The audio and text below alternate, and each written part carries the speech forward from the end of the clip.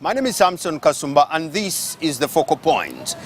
It seems unethical and immoral in these days to discuss anything other than matters to do with health, and that is why we are going to raise questions, but we will certainly begin on a very different note, and that's the note of getting to know that it is Moses Mulumba, and he's the executive director of the Center for Health and Human Rights Development. Moses, it's certainly a pleasure having you on the focal point. Thank you so much. Since you're lawyers, let's talk rights.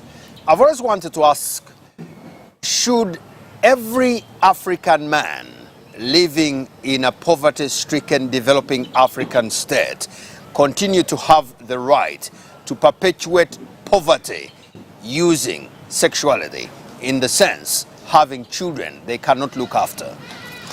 Having children is natural.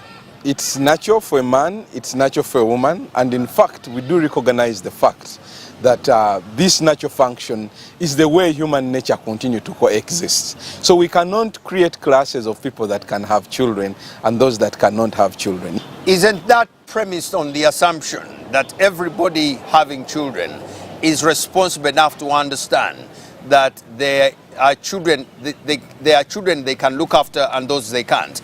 It seems as if some don't even know that they're having children they can't look after. Actually, everyone understands the responsibilities that they must be having when it comes to having children. That assumption is as an assumption as they come, but not everybody does understand that. We know. In society, not everyone does what they are supposed to be doing. True. So we have some few people that go off. But the reality is that people have children and they take responsibility for their children. Now, when it comes to children, it's not just the parents that are responsible. The state also plays a certain role to ensure that it reminds the parents that are not responsible the responsibility over their children. But the state also has a responsibility under the social contract that we do have with the state. Shouldn't the state have a responsibility to take away the responsibility to have children from irresponsible men? The role of the state is to regulate, and the regulation includes regulating the conduct of that man that you think is irresponsible. Okay. But every man must have children. Should we be saying that the number of children one can have should be pegged on how much money they make? Isn't that a responsibility way of... That's extremely wrong. Why? I think what we should be doing is to give as much information as possible on why it's important to have children that people can be able to manage and afford. And then it's up to the individual to make the decision. But the state cannot make a decision for this individual. Shouldn't the state look at the rights of the unborn child in growing up in a family where there are resources to look after this child, since the parents do not have the idea that having children without money is irresponsible? Where the man fails to look after these children, we all know that the state takes part of the responsibility over the children. And what do the children need? They need basic things. They need food. They need education. Where we are now, education, universal primary education, is free. The state is demonstrating to you that as part of fulfilling that obligation, it's actually taking up that responsibility that it's supposed to be doing. And it's not just in Uganda only. So in a situation like ours, where African men think that the responsibility belongs first to the state to look after their children, and then second to their wives, and third to themselves, how do you stop population growth like ours? That's not actually true. In all the work we've done and the research we've done, it's been amazing that when you actually ask people and communities, they think that the first responsibility on looking after children is the head of the family, and that's the man. That's where the responsibility is. These absentee men? The men can be absent, but does not take away the legitimate expectation of everyone in society. So what's their responsibility from your findings? So what we have seen that men try. Some men try. Of course, we have those that do not try. But very many men try to make sure that they take up the responsibility. And I will tell you that the biggest situation that a man can ever go through is to be unable to provide for their children. It is very traumatic. But it's not also man, it's to think about a man as the single responsible person in a family is also wrong. Women are also responsible. What is then the function of the head?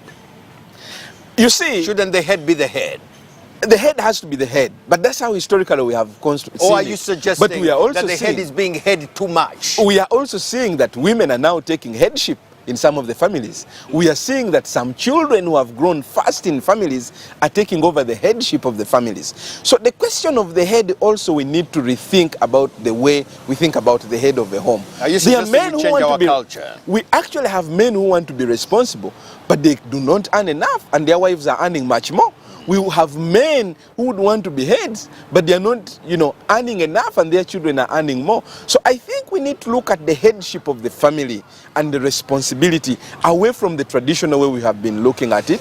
From where you're coming from, where is our problem as far as maternal mortality is concerned? Because in that regard, I also have questions about the responsibility of the man and the wife. I think much of the problems to do with maternal mortality start with our entire spectrum of sexual reproductive health rights issues, right from when people are young, right from to commodities that they get, to the information that they get. So in the end, we end up having so many pregnancies, very many unintended pregnancies. Some of them are carried on.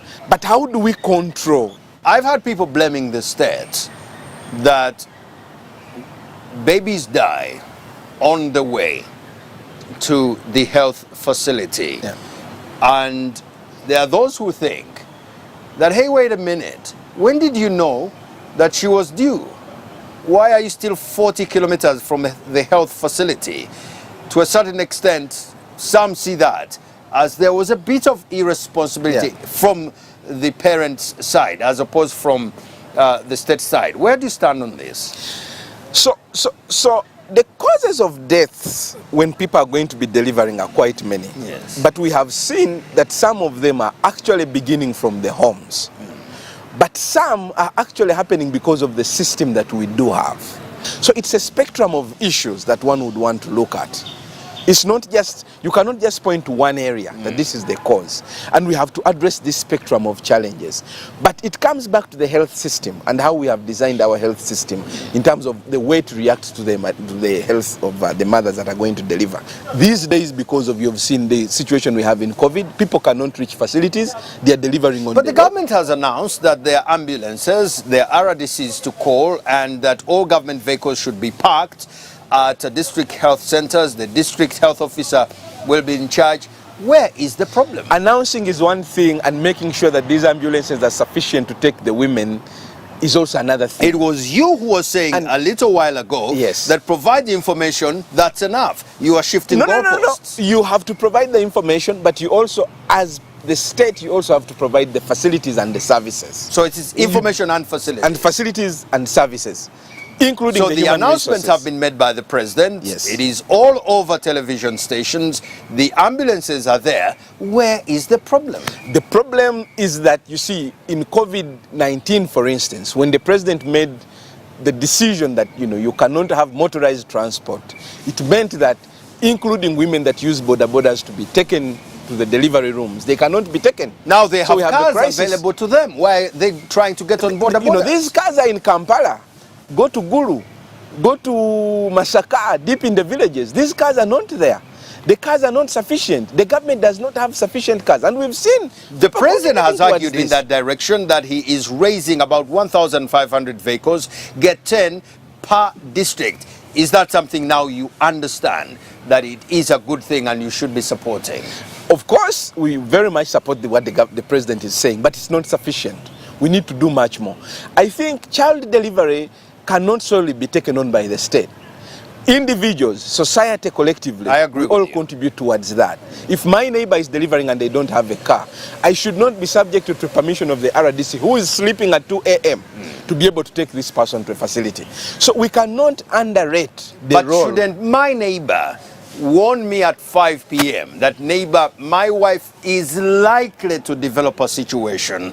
When you go to sleep, don't sleep too much, as opposed to forgetting, and he knocks at 2 a.m. or 3 a.m. as if he didn't know. Child deliveries are different. But women are different. You know you have a pregnant mother. Women finish cycles of the 9 months. Some women don't finish the cycles of the 9 months. So it becomes extremely complicated, especially in the last 11 days, where you cannot certainly tell that the due date is today.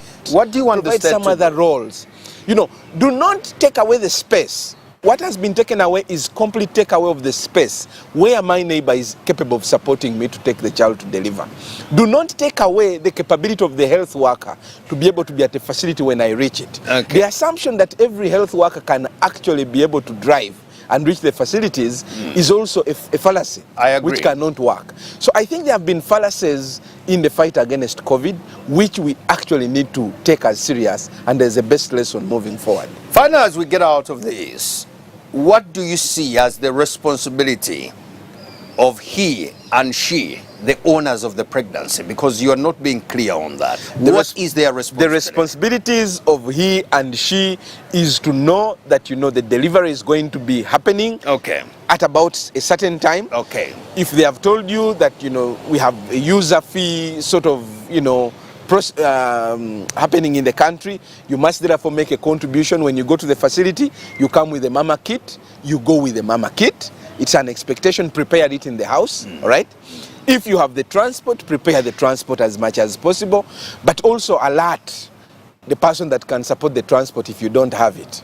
Now, there are cases where all that can be prepared, and then when you least expect it, something happens, delivery happens. Okay. So once we are into this, the state must then be invited to actually support these families that have partially, prepared themselves to deliver the child. The state must take on its function to actually ensure that its mothers continue to perform the natural maternal function. Okay. Thank you very much, Moses Mulumba. He is the Executive Director, Center for Health and Human Rights and Development there. We'll see you on the next edition of The Focal Point.